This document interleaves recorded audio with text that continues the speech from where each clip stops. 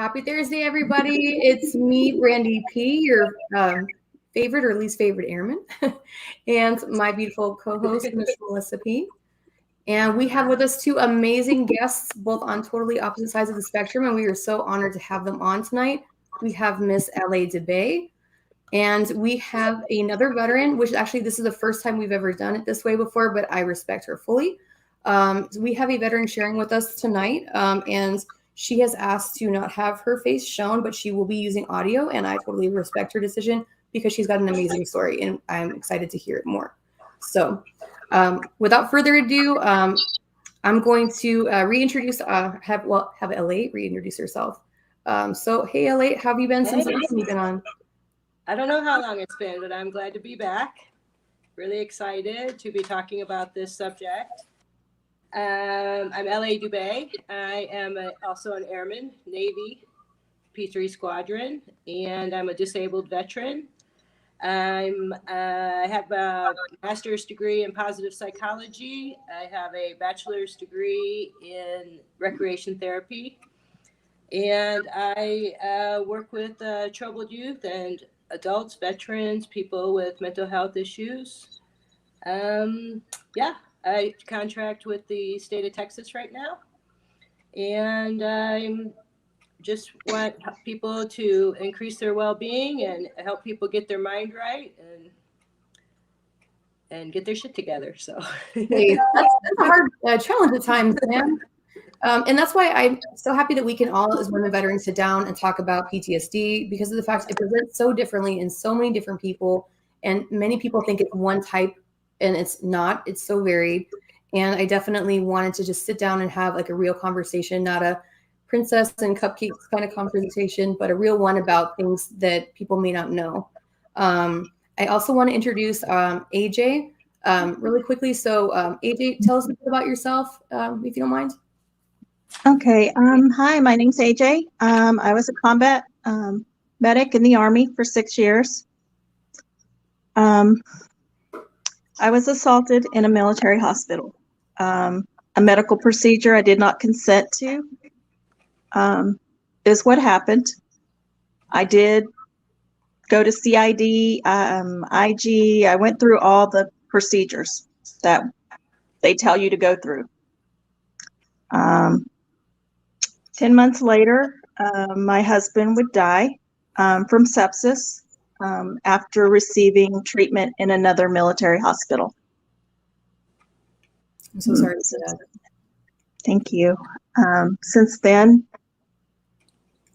now I have some panic attacks. If I get hurt, a lot of the times I won't go to the hospital. I'll try to self-treat. I get really moody having to take my daughter into hospitals and stuff. So that's kind of where we're at. And honestly, we appreciate you being so real with us and not pretending to be okay when you're not okay, because it's really okay to embrace, what's going on and say it's okay that I'm at this point and I want to get help or I want to change things. And AJ's gone so far, and for her to even come on tonight, I was floored that she even agreed to do so. So I'm very thankful she's on tonight. I'll let Melissa go ahead and start with some of the talking points that we had tonight. Yes, ma'am. L.A. DeBay, would you mind telling us some PTSD statistics regarding PTSD and families? Yeah, sure. Before I do that, I'd like to say, AJ, that thank you for being vulnerable and being with us tonight. I too lost my husband.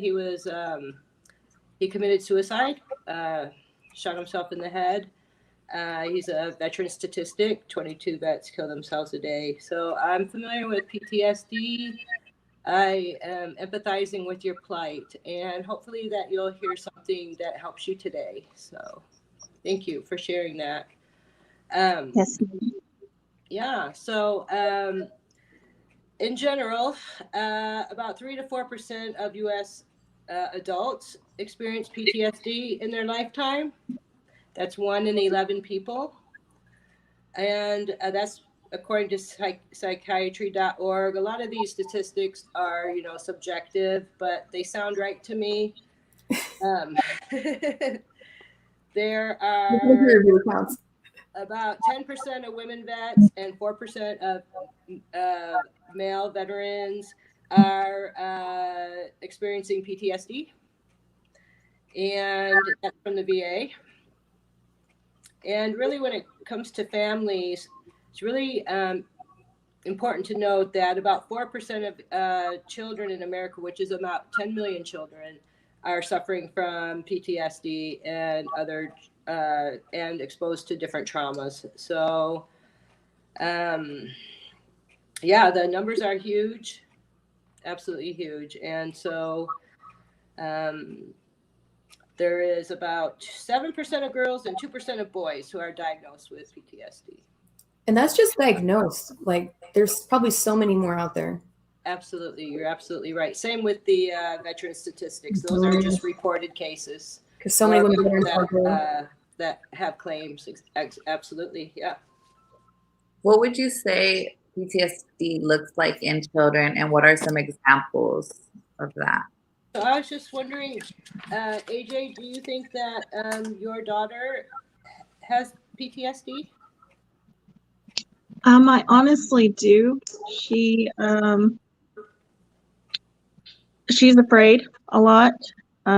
She doesn't like being away from me. There's a lot of anxiety there. There's also, anytime somebody goes into a hospital, she automatically, I guess, gears herself to tell, to be ready for them to die. I know that's a horrible thing for a child. It really is. And she's, I think, experiencing secondary trauma, which we're going to talk about later. But actually, one of the events that can happen to a child is medical procedures when they're under the age of 6. Serious accidents, car wrecks, dog bites. Miss Brandy, I know your daughter suffered from that. Natural disasters, school shootings. One of my clients right now is suffering because of a school shooting incident that happened at his sister's school, which is an example of secondary trauma. He wasn't there, but it affected him considerably. So what does PTSD look like in children? Like specifically, like how would you say that it looks maybe different? So I think that it looks a lot the same. There is difficulty feeling safe, hypervigilance, the anxiety, emotional outbursts and upheavals, strong emotions, depression, sadness, grief, shame.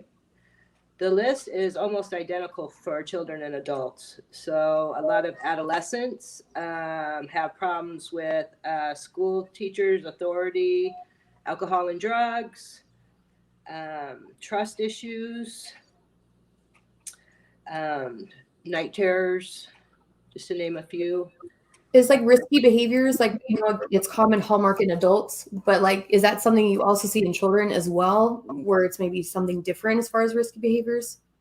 I think that it's more of a trust and resentment or towards authority, not necessarily risky behaviors, but until adolescence. Sure. And AJ, what would you say are your most common stigmas that you face when you deal with teaching staff or others that when they learn that you're a parent with PTSD? Honestly, I think they're a little scared of me. I don't think they know exactly. They don't know what to expect. They either think we're all, excuse my language, crazy, or you're good company. So I try really hard not to lose my temper. I hold a lot, try not to show any emotion, and be very level-headed and facts only. I know that you had told me that people discount you sometimes. Does that ever happen? I'm sorry, I didn't mean to interrupt you. Oh, yes. They think that for some reason that I'm not as knowledgeable, or I haven't, you know, that just my voice just isn't heard a lot of the times. I know I've dealt with it before where they're just like, oh, well, she just has this, like that's why there's an issue here. You know, it's a quick Yeah. excuse, unfortunately. You know, she has Yeah, this, that must be the reason. they're very quick to say it's my emotional, all my emotions, basically. And I'm like, okay, my emotions are put to the side. That has nothing to do with that. These are the facts. And so that's how I've been getting my point across. Now I've been cussing a little bit. I guess I'm entering a new phase where I'm gonna be honest, I just don't care anymore. The IDG. I'm like, you know what? Just don't care. Take me the way I am. Hey, that's growth. Where's Baby. the That's growth.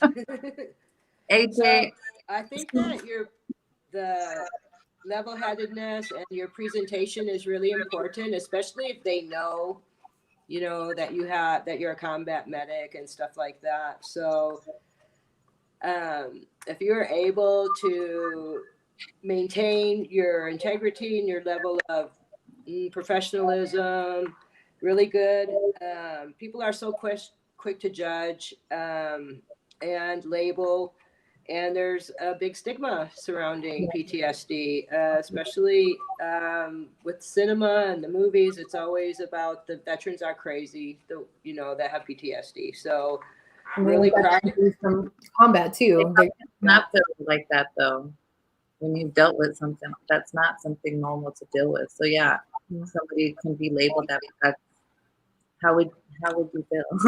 And Matt, you're right. It is hard to explain to civilians that don't know. Like, you know, imagine going to explain to a school board, you know, why certain things trigger you, you know, and then not getting that right with the eyeballs and like the eyeballs going halfway up their face, you know. So you're kind of like, and I'm done, you know, because it gets frustrating. Because I mean, the reason PTSD is so near and dear to me is because I have severe PTSD. And so for me, I like to try to talk about it as much as possible because it should be normalized and it should be discussed in a real cavalier way and something that's not sugar coated. And Melissa, I know you were going to ask Ellie something. What was your question? Yeah, Sergeant G is on here and he said hello, but he wanted to ask, what are some ways you're treating your mental health, AJ?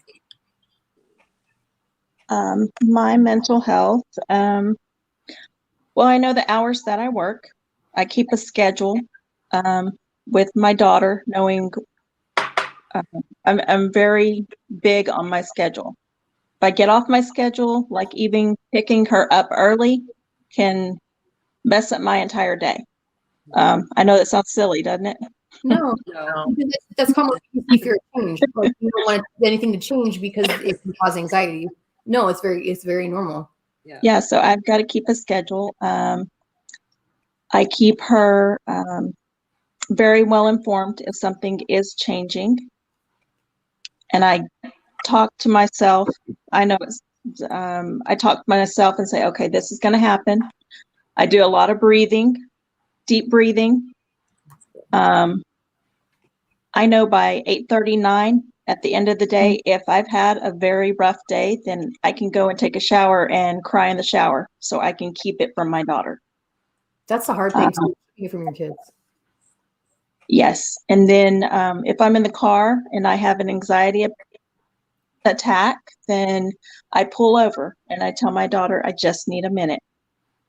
And so that's how we've been functioning. I'm a mom. I can't just quit being a mom. Yeah.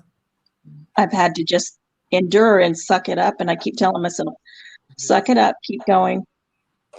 You've got a kid depending on you. There's no playing around about this. Well, I know you said that your group therapy that you go to helps quite a bit as well. Tell us a little bit about that, if you don't mind. Oh, sure. Yes, I do go to group therapy. It is great. It's Birdwell Foundation. I've been going there since they first established a group here in San Antonio since 2018. Nice. And so over the years, I've built some really good relationships. if I need help, I can actually contact people on Facebook and be like, okay, please pray for me. And then all my buddies will message me and be like, what's going on? What do you need help with? We're here. We love you. We're praying for you. And it's those things that help. And then I've got my few close friends that talk with me and get me through whatever I'm going through. Those are really great coping skills, and it's really important to have a support group. Your routine is excellent, and it just speaks to your military life, and also that you are struggling to maintain a sense of normalcy. And if I may, I just add one little breathing technique for you that's really quick that you and your daughter could actually do together. It's a grounding technique. It's called 5-4-3-2-1 grounding. Yep. So yeah, it's really good. 5 things that you can see, 4 things that you can touch, 3 things that you can feel, 2 things that you can smell, and 1 thing that you can taste. Yep. So that's something you guys can do together in the car when you have to have those anxiety moments, and just tell yourself there's nothing wrong with me right now at this minute, and do the 5-4-3-2-1. Absolutely. And Okay. yeah, and just look into alternative therapies as well. I mean, there's definitely things that are out there that aren't as invasive as going into the hospital, that can help you. And I know I've talked about the alpha stem before on here for PTSD, and it does help leaps and bounds. And there's been a lot of research on that as well, and peer reviews. Yeah, I have some too at the end of the program too. So hopefully awesome. Yeah, we'll definitely be sharing that on our page for sure. Miss Go ahead. I'm sorry about that. LA. Miss, what are the physical and mental effects of PTSD? And the symptoms, are the symptoms the same as in children? Yeah, they definitely are. So what I like to talk about is how it affects families. So a lot of families experience abuse, communication breakdowns. They're not emotionally present, the parents. There's a lot of yelling, verbal aggression. There's distrust and like financial matters. A lot of us have a hard time holding down a job for various reasons. And one thing that I wanted to mention, which is I think really important point, is that the children of parents of a parent who has PTSD, a lot of times will pick up the negative behaviors exhibited by the parent, and they're more likely to experience the delinquent behaviors and mental health issues. That speaks to secondary trauma, but it also speaks to like, look, they watch everything we do. They're great little me's, mini me's, and so when they see what you do, they a lot of times pick up on those habits. So kids whose parents suffer from PTSD, they have significant behavior problems, high levels of neuroticism, post-traumatic stress. They exhibit symptoms of PTSD and intrusion and avoidance patterns, just like the parents.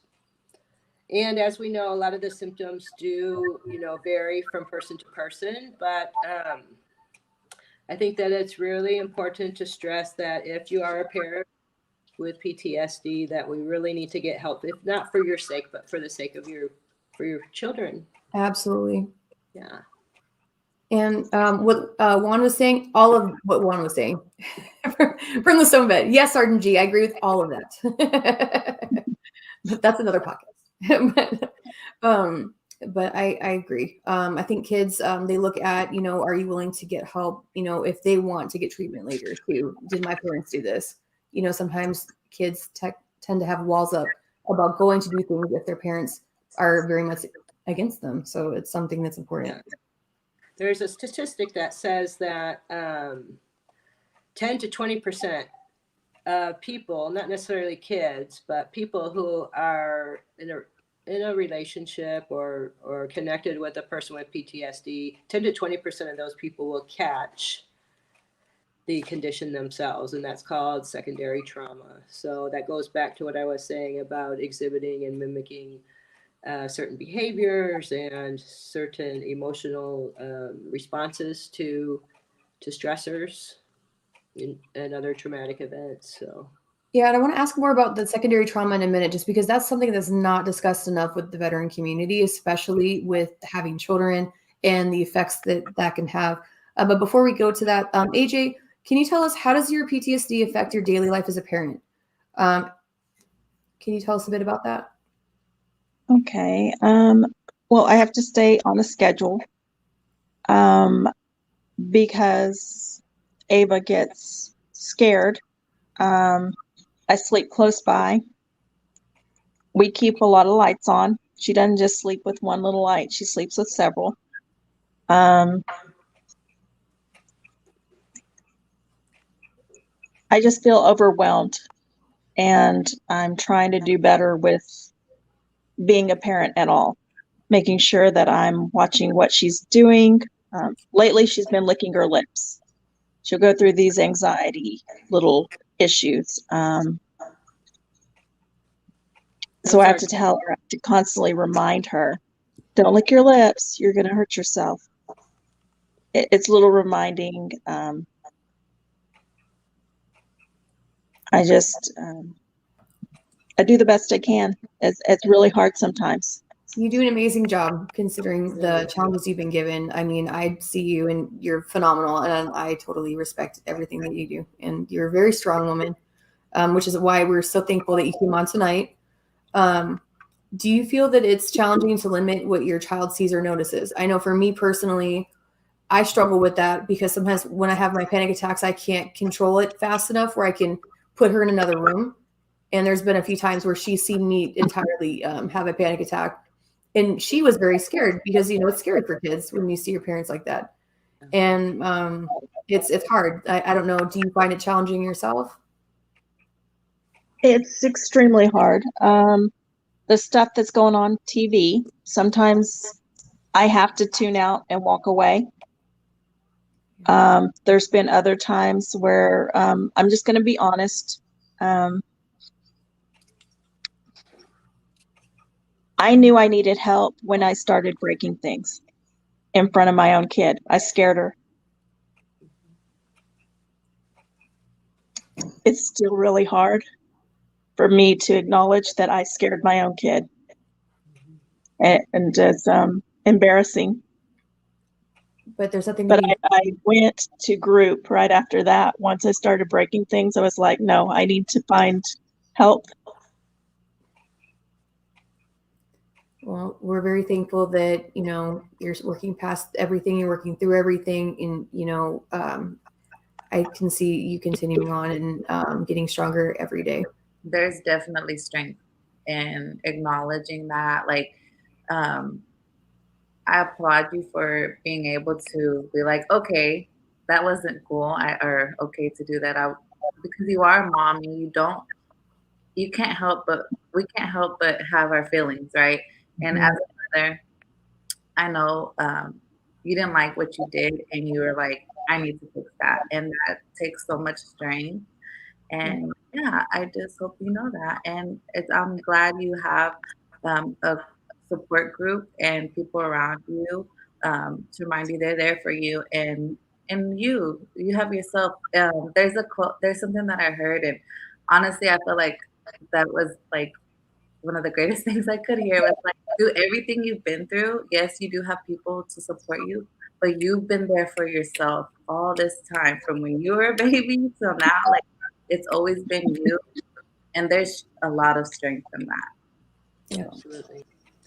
I'd also like to say that, you know, we're not perfect, and there are suitable and appropriate times to be vulnerable with your kids, to allow them to see those breakdowns. You know, we don't have to hide that stuff from our kids. You know, there's an appropriate level. You can say exhibit, say some verbal or throwing things, aggression, but to take the time to sit down with your kid, be vulnerable, and say, I'm going to try not to do that anymore. I'm going to get help. This is not how we're supposed to act, and mommy's getting help. So definitely really good to, and depending on their age too, you know, and how much that you can release to them, but don't be afraid to be human and vulnerable in front of your kids. It'll just bring you guys closer together. And it sounds like y'all two are already really close. I was wondering how old your daughter was. My daughter is 9 years old now. And my husband, he passed when she was 10 months old. So I've basically raised her on my own. So there's been a lot of, she's mimicking me. Like the breaking things, she went through a period of breaking pencils when she'd get angry. So she's mimicking me in ways, and I have to talk to her and tell her this isn't appropriate. She goes to meetings with me. She's one of the youngest members. They all say she's one of the youngest members. So she's going. She sees me talk with other people about our feelings, about us interacting with other people, which is good because we don't do a whole lot of that. Nice. She's so sweet too. She's adorable. Thank you.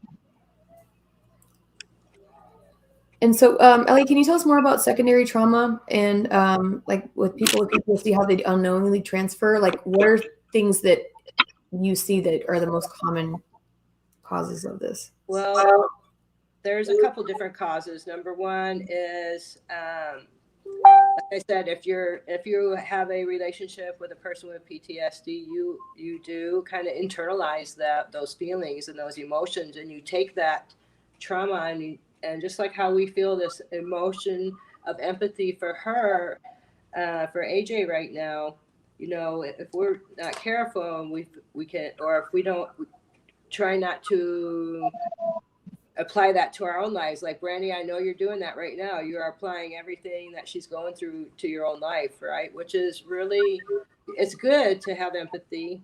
And if you're an empath or you're very empathic, then you are more susceptible to secondary trauma. So it's very common in families. And another thing that is common is, say, for example, my husband was paralyzed in a car accident. That was a traumatic experience for both of us. Okay. A couple of years later, he kills himself because we can't deal with him being, you know, paralyzed. That is a secondary trauma. That is it's a polytrauma, two traumas. So that second incident kind of awakened all those feelings of PTSD from the first incident. So then the death just breaks the camel's back, and you end up, you know, homeless drug addict in the streets of Sacramento. So, which is what my case was. So those are the three examples of how to get secondary trauma within families. So, okay. And just going back to the whole statement of the kids, they're little mini me's, and they see how we react. And a lot of our things that we learn as children, we take on into adulthood. So, you know, if we learn how to throw things when we're mad, when we're 5, we may still do that when we're 25. So. And AJ, I know that we already asked you this question, so I'm not going to ask it to you again. But she had answered it already, but she had said basically, you know, because of her triggers, you know, her daughter has similar aversions. And so that's where the secondary, I guess what LA was explaining, kind of comes into play as well. Our kids are not just, they're sponges. I'm reading a lot of the comments, by the way, and I love the interaction. I love how everyone's commenting and being supportive. It hurts me to see that so many people have suffered, but I'm glad that we could have this open and honest conversation. We don't usually get this serious when Megan is a veteran, but I wanted to kind of change it for tonight. But what was I going to say?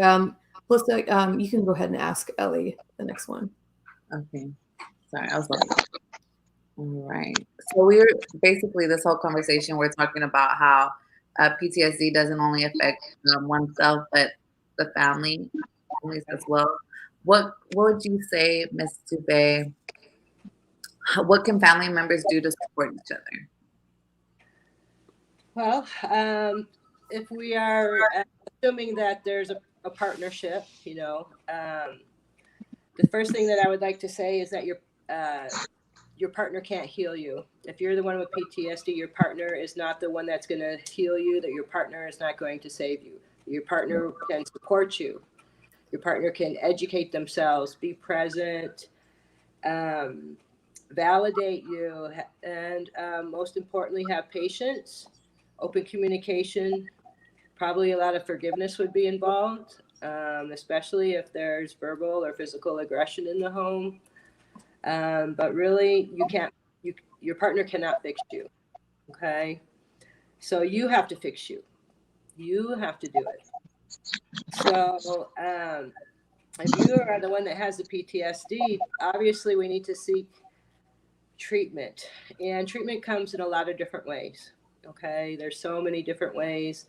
I have reduced my PTSD symptoms significantly over the past few years since I learned about positive psychology and practicing recreation therapy.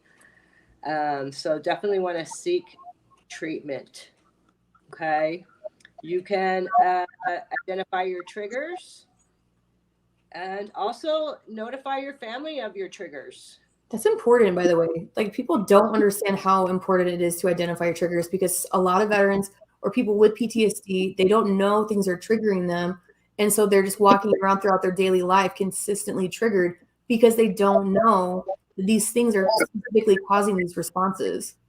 Absolutely. And a lot of times we blame other people. For example, one of my triggers was I couldn't stand somebody standing close to me, or if I'm sitting down, somebody standing up next to me. I couldn't stand it. And I would be, get the hell away from me, right? I would go off on that person. That person had no idea that was a trigger for me. Exactly. And here I am yelling at people, get the hell away from me. No, I had to change my behavior, and I had to get up and walk away instead of cussing out strangers, right? Because it's not their fault. This way gets worse. That was like a aha moment for me. I mean, if you can just trust one person, all you need to do is start with trusting one person, because trust is a big issue. It's hard. For people with PTSD, very, very hard. Seek one person you trust who believes you. I believe you. I believe in you. I validate you. I feel you. I love you. Right? Even if it's not a significant partner, it can be. AJ said she has a nice support group. Maybe other family members. But definitely find one person. And there's two more points that I really want to make. So whose phone's ringing?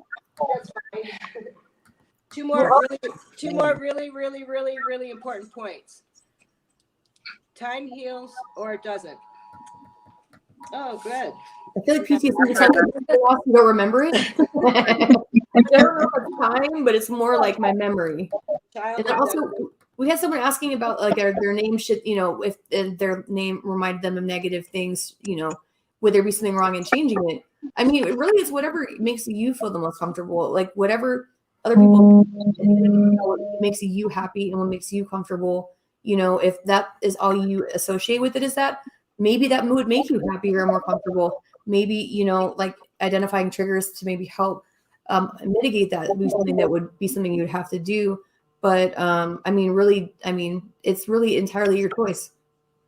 Right. And speaking of choice, just the last thing that I want to say about that is, after some time, you will decide not to live as a victim, and you will move on into survivor mode.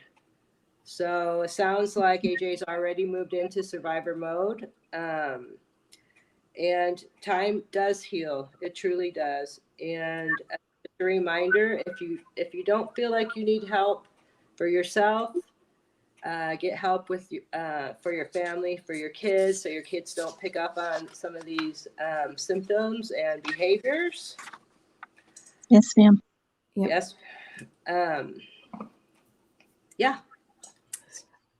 Can you tell us about the benefits of positive emotion and how to increase it in our daily life? I can tell you about that, AJ. Yes, Randy. ma'am. So positive psychology is really wonderful. We focus on strengths and positive emotions instead of diagnoses, right?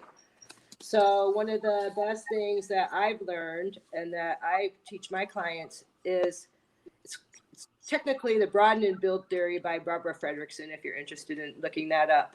But you want to cultivate positive emotions, not just happiness, but there's other emotions like amusement, surprise, admiration, hope, joy, enthusiasm, one of my favorites, altruism, affection. Those are all positive emotions. So I know it's hard when, you know, the world is in its state. I struggle with this, but I have to find events or moments or something personal that will help me cultivate emotions, positive emotions. And if you can do that, it will reduce your symptoms, improve your resilience. You could add that to your routine, AJ. You could find some routine that you and your daughter can do together.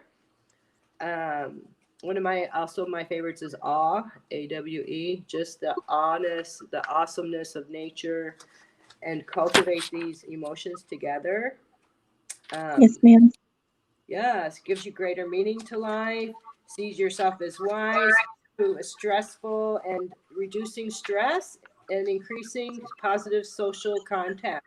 So like you said, you're alone a lot, but if you can find things to do that cultivate positive emotion, it will help you come to being more positively socially engaged. And Brian, I know you're saying I get you entirely because I felt the same way, especially with hope, having hope after so much had happened. I was like, there's no fucking way I'm going to ever, hope anything good will happen to me again. And it's hard, because you're just like, what else is here to just survive, I guess, the rest of my life ish, and it's frustrating. But for me, I had to force myself out of that comfort zone. Like I had to, it was very difficult. I had to do a lot of therapy. Actually, I have a ketamine infusion tomorrow. That helped me a lot with my PTSD. There are a lot of alternative therapies that the VA does offer. I wrote about some of them for Freedom Sisters Media last year. They are still available on their page as well. If anyone wanted to do check the articles on like ketamine infusions, flotation therapy, or the alpha stem device. And I know I kind of skipped over a question. I know Melissa had one as well. Trust, yeah, that's very hard. Go ahead. Well, I just wanted to, if I may just say, just some ways that you can cultivate positive emotions, just some examples. Self-care, watching funny movies. I just started watching funny videos just to break up the whole COVID narrative, right? I just turn it off, watch funny or comedies, write about positive memories, engage in a spiritual practice, practice gratitude by writing in a journal, go for a walk in nature, recreation and leisure pursuits. My personal specialty, recreation and leisure pursuits. And I just want to mention that I help veterans for free. I don't charge any veterans if they want to get some, I don't want to call it therapy, but if they just want to get some tools and some assessments and to kind of go back to your childhood, remember what you used to do when you were a kid. Start there. Remember that shit? I'm sorry? We have PTSD. We don't remember that shit. There's got to be something. There's got to be something good. That ice cream like when you were a kid. Yes. And Melissa is the self-care queen. Maybe we should start putting some self-care tips on like our podcast. What do you think? You Yeah. know, a girlfriend called me the other day. She said, "What are you doing?" I'm like, "Girl, I'm on my way to get a pedicure." She was like, "I wish I was like you." I'm like, "You can definitely go. You'll be, you'll feel." You want to be me, trust me. Yes, besides self-care, like what are there resources available that you can put out there, and then also maybe different methods for treatment that may not be the same for your parents? Yeah, so obviously the VA. I started out at a PTSD support group, peer-led support group. I went to mental health services for a long time. A lot of people don't dig it, but try it. Try it again. A lot of things have changed. County also offers services. One thing that I really wanted to mention is two things that I found out. And Brenda, you touched on this the other day when we were talking. The program of comprehensive assistance for family caregivers, veterans, and family members can actually utilize VA services. Yep. And I don't know much about it, but I know that they offer it. The VA does offer certain counseling services under the program of comprehensive assistance for families, caregivers. Yep. So if you are a spouse of a person with PTSD, you may qualify under that program. And then The spouses of veterans of PTSD, if you are watching this, look into this, because as a spouse of someone with PTSD, that is paramount to get that treatment and make sure you are right, because it is not easy to live with someone with PTSD, and there is damage that unfortunately we can inflict unintentionally. That's right. And then the other program I wanted to mention, this started in 2017. The VA will offer emergency mental health care for veterans with other than honorable discharge status as part of its efforts to prevent suicide. So you are entitled to up to 90 days inpatient, outpatient, or other VA emergency services, regardless of your OTH status. So I found that was really, really important. And because a lot of these guys or gals, they get kicked out for drinking or drugging, and that's the secondary symptom to their TBI or their PTSD. So they don't get the benefits. But this program allows those veterans who have an other than honorable to seek out services at the VA for 90 days, and then they can work on their upgrade. Awesome. Yes, and get their benefits, and which is what I did.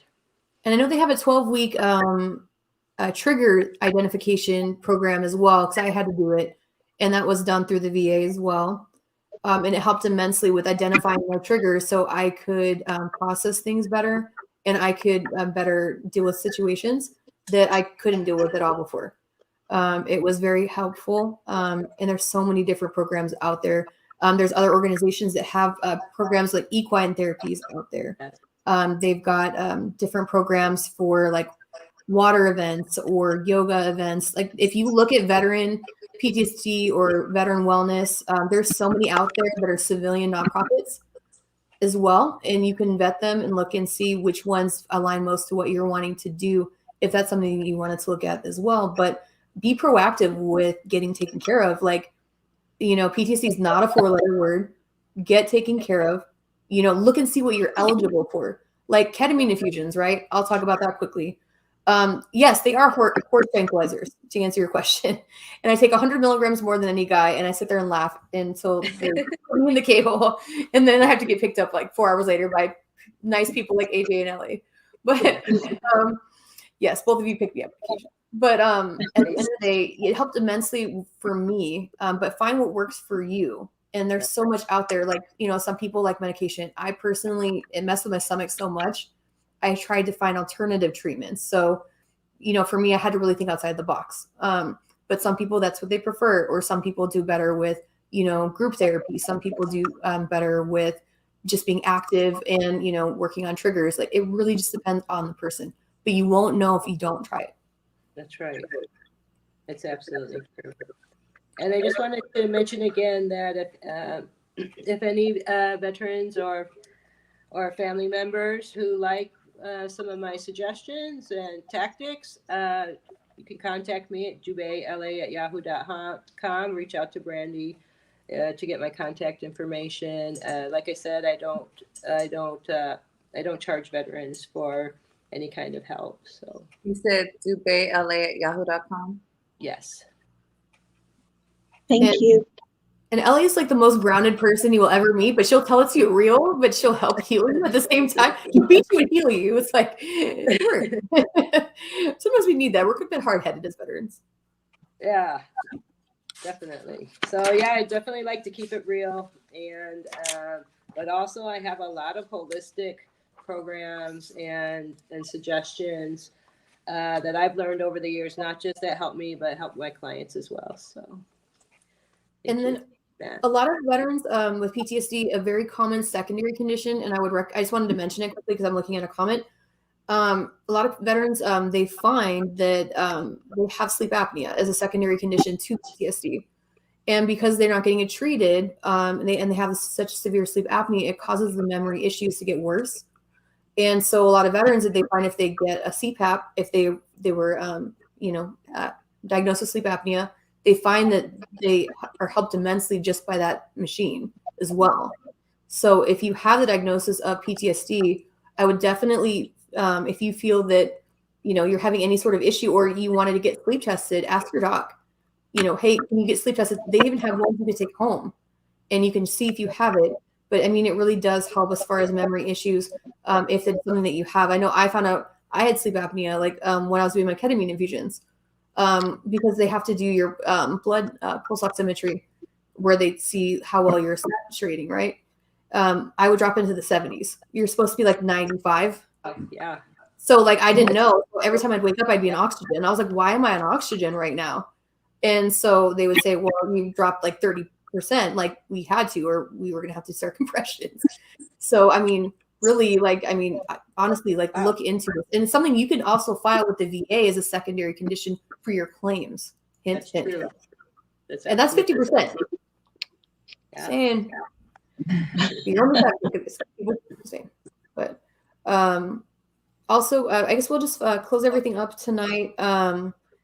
Ellie, before we close everything, is there anything that you wanted our veteran audience to know, maybe that would be beneficial to them, that we didn't touch on? I know it was kind of a lot in a short period of time. Yeah, it was a lot, but I think that I covered everything that I really wanted to say. And, I just can't stress it enough that just get help. If it's not at the VA, there's, like you said, so many other alternatives to the VA. The civilian groups, there's actually a whole army of recreation therapists that work at the VA usually. Maybe you can get in on a program that is, for example, we had a golfing program, we had a music program that was not really, it was with guys from the VA, but it wasn't VA sponsored kind of a group. Talk to your spouse, talk to your partners, talk to your families. Get over the shame and the guilt, and start being vulnerable and honest, and get your shit together. Yeah. Trying. Helps so much. And AJ, is there anything you'd like our viewers to know about PTSD or parenting, or any misnomers that you commonly face that you wanted anyone to know before we wrap up tonight? It's not just us vets that have PTSD. I mean, it's in all the community. It's in a wide range community. The group is we actually have firemen, we have police officers in our group. So they see a lot too, the first responders. And I'm sure they're going home and they've got kids and family that are dealing just like we are. So, I mean, it's wider spread than a lot of people are talking about. Yep. Yes. Especially in the age of coronavirus. Absolutely. Yes. And I think the statistic was 11% of Americans. So that's a lot. I guarantee you it's probably in the high 20s now. COVID is not helping. It definitely is not helping. Definitely not. Anything for you, Isolation is Melissa? not good. It is not. No, not with us. Melissa, did you have anything for us? I'm sorry. No, I just want to say thank you, AJ. And of course, it's so nice to see you, Miss L.A. Dubé. Always. Thank you. And your words and your resources helping fellow veterans. We really appreciate it. And I love learning, always learning something from you. Thank you. No, me as well. Well, we'll definitely have you back on again soon. Thank you guys again so much. I'm going to run upstairs and hug you in a minute here, AJ, when we're done.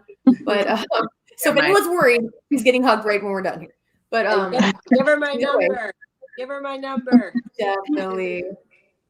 Thank you. If anyone wants to reach out, please do. Like I said, if no one knows what's going on, they can't help, be your own best advocate, do research and see what can potentially help you that's out there. There's so much out there that the VA does not advertise. Yeah. Look into it. There's, you can just go into the vet service office. You can talk to your doc. You can just pull up some Google searches and just look at PTSD treatments and see what you'd be interested in. Talk to your PCM. But at the end of the day, talk to somebody. Don't internalize it. At the end of the day, we don't handle it as well as we think we do. And a lot of times our family sees way more than we realize. So again, thank you guys for tuning in. Thank you guys again for our amazing guests, and always Melissa for dealing with my craziness. But have a good rest of the night, guys. We will see Thank you next. you. Bye, girls. Thank you. Bye.